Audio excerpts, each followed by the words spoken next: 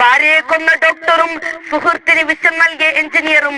ഇവിടെയാണ് ജാമിയ സാദിയ എന്ന മഹത്തായ സ്ഥാപനം പ്രസക്തമാകുന്നത്.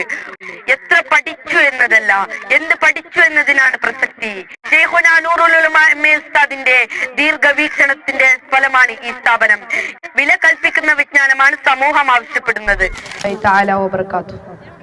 പ്രിയപ്പെട്ട നാട്ടുകാരെ, ശബ്ദം ശ്രവിക്കുന്ന സഹോദരങ്ങളെ, കാസർഗോഡ് ജാമിയ സഅദിയ അറബിയ 55-ാം വാർഷിക സമ്മേളനം ഈ മാസം 22, 23, 24 വെള്ളി, ശനി, ഞായർ എന്നീ ദിവസങ്ങളിൽ ദേളി സഅദാബാദിൽ വെച്ച് നടക്കുകയാണ്.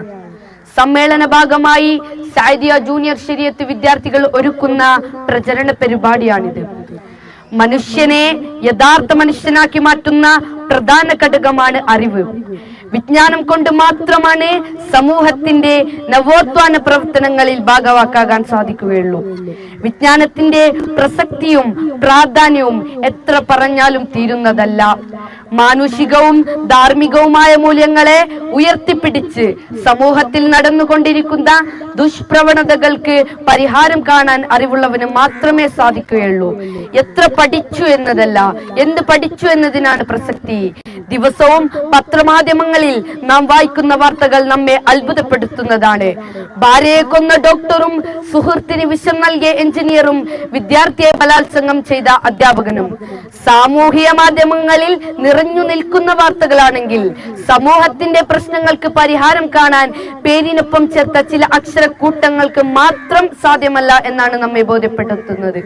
അറിവുള്ളവനും അറിവില്ലാത്തവനും സമന്മാരാണോ എന്ന ഖുർആനിക വാക്യം എത്ര പ്രസക്തമാണ്. കേവലം അറിവല്ല, സമൂഹത്തെ സമുദ്ധരിക്കാൻ കഴിയുന്ന ധാർമ്മികവും മാനുഷികവുമായ മൂല്യങ്ങളെ വില കൽപ്പിക്കുന്ന വിജ്ഞാനമാണ് സമൂഹം ആവശ്യപ്പെടുന്നത്. ഇവിടെയാണ് ജാമിയ സാദിയ എന്ന മഹത്തായ സ്ഥാപനം പ്രസക്തമാകുന്നത്. ഒരു കാലത്തിന്റെ ഇതിഹാസവും ദിശനാവൈഭവവും കൊണ്ട് കേരളീയ സമൂഹത്തെ അത്ഭുതപ്പെടുത്തുകയും ചെയ്ത ശൈഖുനാ നൂറുൽ ഉലമ ഉസ്താദിന്റെ ദീർഘവീക്ഷണത്തിന്റെ ഫലമാണ് ഈ സ്ഥാപനം.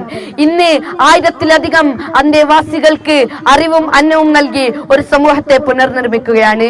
കഴിഞ്ഞ കാലങ്ങളിൽ പഠനം പൂർത്തിയാക്കിയ 100 കണക്കിന് പണ്ഡിതന്മാരും ഡോക്ടർമാരും എഞ്ചിനീയർമാരും അഡ്വക്കേറ്റുമാരും ലോകത്തിന്റെ വിവിധ ഭാഗങ്ങളിൽ സേവന നിരതരാണ്.